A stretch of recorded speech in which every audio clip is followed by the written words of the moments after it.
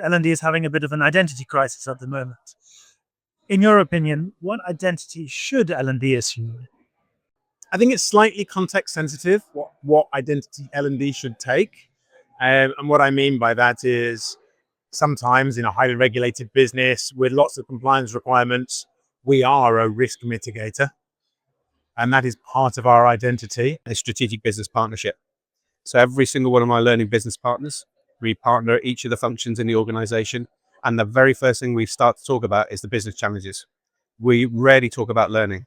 Culture enablers. Well, I think when we are having the right conversations, inserting ourselves into those conversations, meeting with senior leaders, engaging with internal comms, that can be a real in to truly understanding what business is all about and what our people want, what makes them, what helps you to thrive. Take more of an identity where we are the catalyst of training, where we architect the systems that allow the ecosystems that allow learning to happen in between or across the business itself.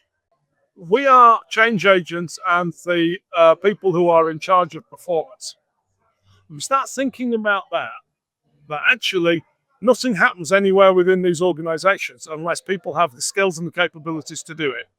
And we are the people responsible for that. Therefore, we're at the heart of all of the strategic initiatives of the organization.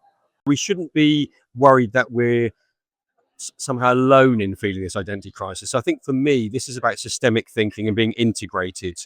I feel like corporate L&D should jump on this opportunity and reframe their identity around the kind of the key driver behind adopting and using and leveraging AI in a really effective way, because you don't get these opportunities that often. We are really over-indexing on technology at the moment, so I think we definitely should shift our focus about rather bringing in new AI-generated content, more like solving the problems. I think that actually learning and development should be embedded throughout the organization rather than outsourced with a HR function. If you refactor an organization, then are the same people going to be around? What are the new skills that you need in the new wave of the revolution? And it's not going to be the same things as they've been doing before. So it's not only an identity crisis, but it's also a crisis of purpose. I think the identity crisis happens when L&D starts asking the right questions. And I think it's a good thing. I don't know if it's got an identity crisis. I think it's something we might have given ourselves, or the industry might have given ourselves. The thing I'd like to see it embrace is probably what I've talked about before, which is performance consultants. Performance people.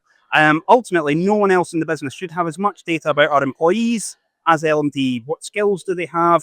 What's their job description? What's their motivations? We should be using this to predict performance or act on performance steps rather than the business coming to us.